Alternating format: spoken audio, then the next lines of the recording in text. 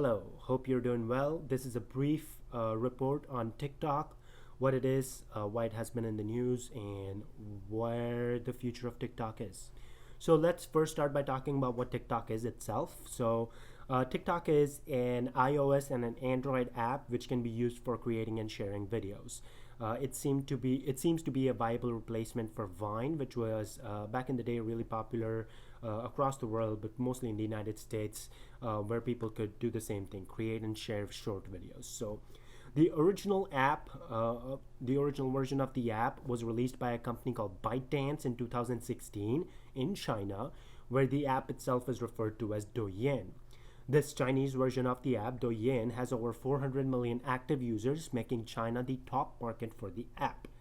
The international version of the app is known as TikTok, and it is used across the world. India was the biggest market for TikTok with over 200 million users, followed by the United States with about 100 million users. The app has been downloaded over 2 billion times around the world. Now, let's talk about why TikTok has been in the news itself. There are two main reasons. The first is on August 6th, US President Donald Trump signed an executive order announcing plans to ban TikTok in the United States, citing concerns about data privacy. Essentially, the United States was worried that since the parent company of TikTok, ByteDance, is located in China, that their close ties to the Chinese Communist Party could threaten the data privacy of US citizens, essentially opening them up to uh, leverage for espionage and blackmail.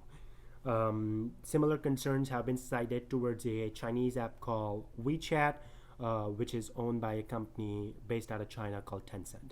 But let's focus on the second reason why TikTok has been in the news.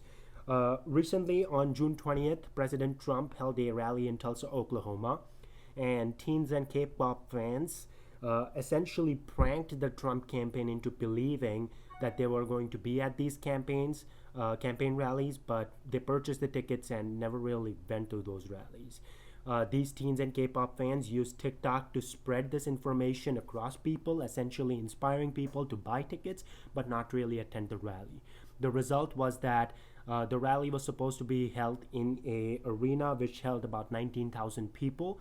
However, only 6,200 people attended the rally, so it was a third of the population or a third of the capacity which was fulfilled. Now, let's talk about the potential drawbacks of banning TikTok itself.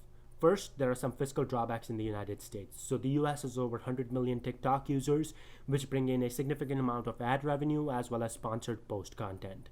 In addition to that, the company TikTok or ByteDance has about 1,400 employees within the United States, and TikTok has announced plans to employ about 10,000 more people over the next 3 years in a variety of market related to software engineering as well as data privacy. So that would be a significant loss of job market in the United States over the next 3 years, creating potential drawbacks for banning TikTok itself. Third, the second drawback. Let's talk about TikTok and its paid influencer posts.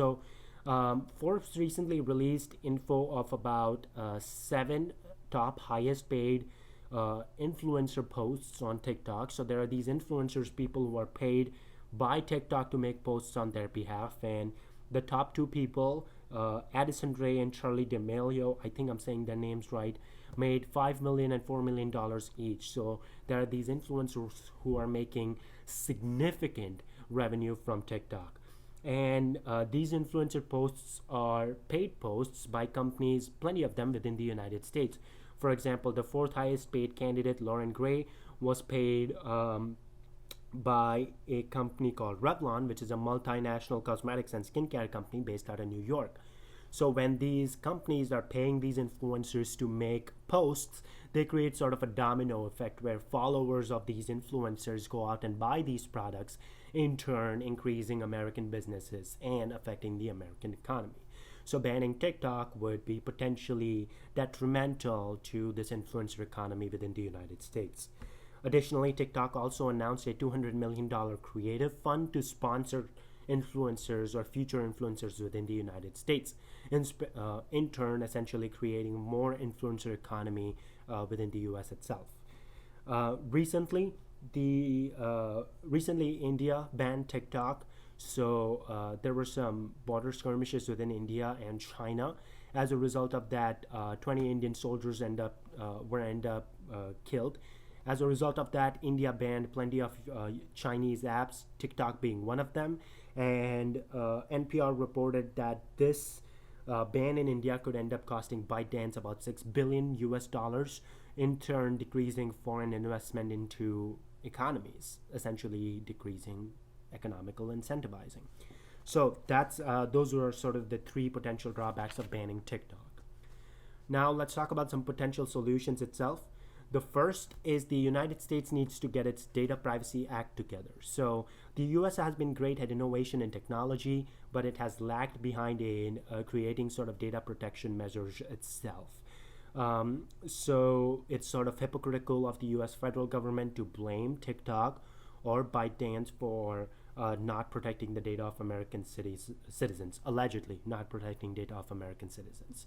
One of the solutions is for the United States to pass stricter data privacy laws and forcing companies to abide by those laws. Essentially, if such laws are passed, then companies will be forced to abide by these laws, essentially eliminating any sort of overt policing of data privacy laws by the US federal government, because companies will have to abide by them in order to be active within the US.